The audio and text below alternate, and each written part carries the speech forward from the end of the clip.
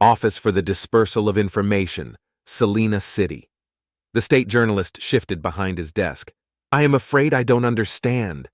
You claim the aliens ran towards the disaster? You understand the penalties for misinformation. It will cost you your job at the very least. If I publish this account of yours, it will definitely cost me mine. Start again, from the beginning. The civil safety officer was squirming under the pressure. Sir, the alarms went off correctly. I began evacuating all the personnel out of the area. Everything was fine, exactly as we trained for. Then it started to go wrong. The human contingent was moved safely out of the building. I began moving them on. The state journalist nodded. An acceptable story. Why are you needlessly exaggerating it? The civil safety officer began fluttering its crest. Sir, that's when it began to go wrong.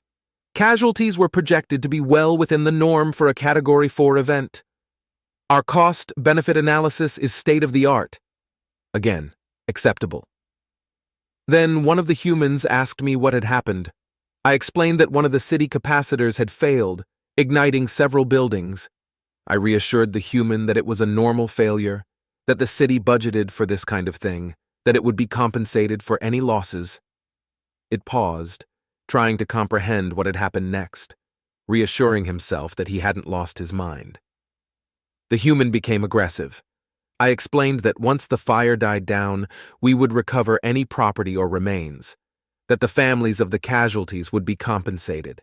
He began asking about fire services and rescue teams. I'm afraid I misunderstood.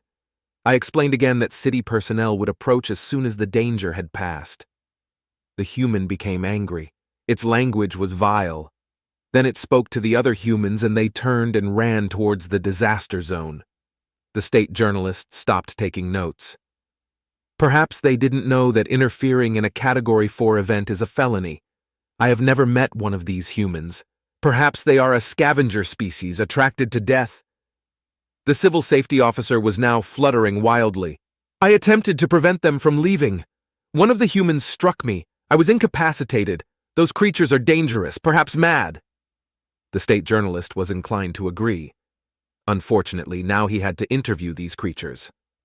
Thank you for your contribution. You may not speak of this event until I publish the official account, and you are forbidden from deviating from that account once it's published. You understand? The civil safety officer scrambled out of the room, its feathers settling in relief. Of course, sir. Outside his office were a pair of heavily armed uncivil security officers. They were guarding a large, tired, and untidy human. The journalist called them in. You may leave the human here and wait outside. The officers were reluctant. Honored sir, we believe the alien is dangerous. Our orders are to remain with it at all times. The state journalist examined the creature. It didn't look aggressive at the moment, just tired. Wait outside the door. I'm afraid this interview is classified. I'll call you if I need you. He looked at the human. Please make yourself comfortable and identify yourself. The human looked around. A couple of miserable office chairs for children, and a couch that looked like it was an ornament. He went for the couch, getting comfortable for the first time in a very long day. My name is Shields, Aaron Shields. I'm a human from the Sol system. What's yours? The state journalist was shocked. His name was confidential, not to be used at work or at all, really. His own mate might have forgotten it by now. You may refer to me as state journalist. That is my title and position. Bit of a mouthful. You must be a bundle of laughs at the office parties. I'll call you Journo. It's the human equivalent. The state journalist was confused. His translation software was perfect. The word Journo didn't exist, but the humans were new. He didn't want to be incorrect. Perhaps you can explain why you and your colleagues committed a felony on your second day on the planet. Shields looked up at that. A felony? What for? Do I need to stick around for court or something? The state journalist paused and grabbed his notes. This human understood nothing. There is no court. You entered a Class 4 event and assaulted a civil safety officer. Those are the facts.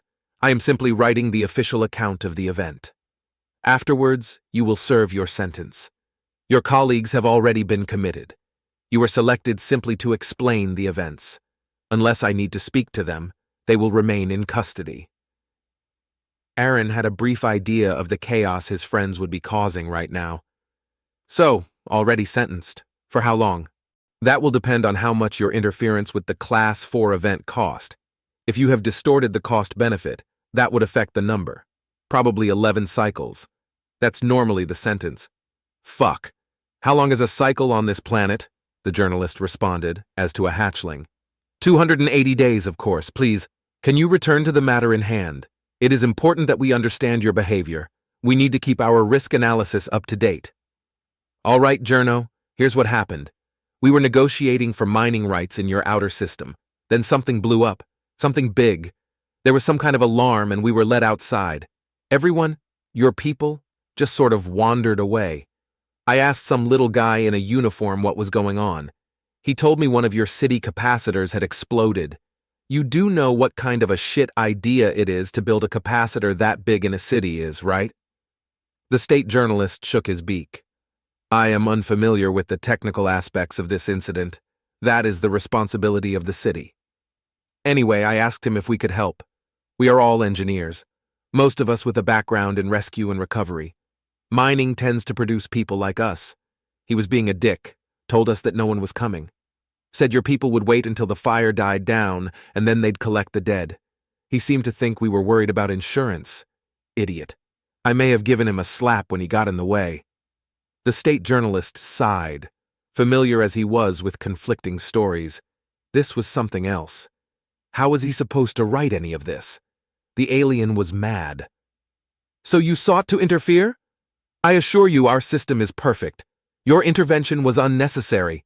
The damage in these situations is always the same. It is carefully assessed from previous examples, then costed and appropriate plans made. What could you hope to achieve? Aaron shrugged. Just the simple stuff. Save people from a burning building or two, patch up the injured, take the names of the dead, rescue. Feeling he had to explain, the state journalist looked back to his training. You could have been hurt. You or your colleagues could have died. You entered a Class 4. Didn't you realize the risk? You are aliens. There is no way you were connected to the casualties or property. Risk benefits are clear. What you did was insanity. Aaron shrugged again. He was tired and this place made less sense every time someone tried to explain things. Look, you want to hear the rest or not? I'm sorry, please continue. So we saw the fires. 3 of us went into the first building, the other 3 went next door. I was in some sort of school, lots of bad paintings and bright colors. I guess kids are the same everywhere. We started grabbing the little ones. You know your kids weigh fuck all? Cute as buttons, but I could carry 6 at a time. Anyway, we cleared the place, got them out of harm's way. Then the roof collapsed. We left the kids with their teachers and went to help the team next door. You have to realize we were waiting for your rescue services to turn up. Instead, we got arrested. The state journalist was at a loss. You used that term before. Can you explain what it means? I assume you don't mean our clearance teams. Yeah, we realized that the little guy who tried to stop us was serious. You don't have any rescue. Humans respond to any and all accidents by engaging with the situation immediately. We try and rescue anyone involved and limit the damage. We don't do math about it. He waved his hands to emphasize his point. We train for years, cycles to do it properly. How to enter a fire, how to do first aid, all that stuff. How to build safe fucking buildings. Yours are shite. No fire doors, no fire suppression, nothing. The state journalist thought maybe he had found the problem. You must have a very small population. We number several billion. It would be an expensive waste to attempt to protect each individual from such events. Aaron laughed. We have many times your population. Nearly all are protected as much as possible by our systems. Brave men and women who spend their lives on this and have done for hundreds of years. You're just a bunch of cynical assholes. Humanity will despise you. Not because you can't save your people, but because you don't fucking try. The state journalist was shaken. He had written many stories about such unhappy events, carefully updating the algorithm that valued life and property. The idea of a world of people that didn't care about the cost was shocking. You said you interfered with a school. While it is, of course, regrettable that hatchlings would suffer, economically it makes no sense. They do not contribute and the number lost per cycle is minimal. Are you suggesting we build an entire infrastructure to provide rescue for them? Aaron had had enough. He stood up. I don't think I can explain. On our worlds, a child's life is worth everything. There is simply no measuring the value. It doesn't apply. Publish that. Office for the Dispersal of Information, Disciplinary Committee. The state journalist sat in front of the board. He had no illusions about what was about to happen here. What possessed you to publish such a thing? You attack our very profession. Even as we speak, the riots continue. Everyone with a hatchling is demanding this rescue you wrote so much about. We have been forced to release the humans just to get them off our planet. The state journalist knew that this was his farewell speech. He had practiced it in front of a mirror for longer than he was willing to admit. Sir, the humans are right. We have been blinded by math and tradition. This will not be cheap. It doesn't matter because it is right. He was glad Shields was out of this mess, but still, he had liked the strange creature. I'm sorry you released the humans. I think we will need them, or others like them, to help us. You have betrayed every principle of your office. You are fired. Never will you carry the title of state journalist again. Consider yourself lucky you are not incarcerated as well. The former state journalist stood up. I am content with your decision, and I no longer want that title. I have been given a new one. You may call me Journo. Mining ship, rock me baby, outer system, accelerating. Shields had had a long week. Fire, prison, and then a midnight pardon and a quick shuttle. At least everyone was back on the ship. What a fucked up planet. Xenos. Didn't matter what you did, you were wrong. Hey Shields, call from Earth.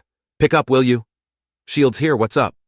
Engineer Shields, this is the Human-Xeno Relations Committee. We just called to say thanks. Aaron was confused. The XRC were usually the ones bitching about behavior, especially about engineers. Thanks for what? It wasn't our proudest moment. We just received orders for 11 million fire extinguishers and more. You have grown men weeping back here. Standard contact commission applies, so I think your mining days are over, unless you want to buy a planet and dig it up for fun. Tell your crew, congratulations.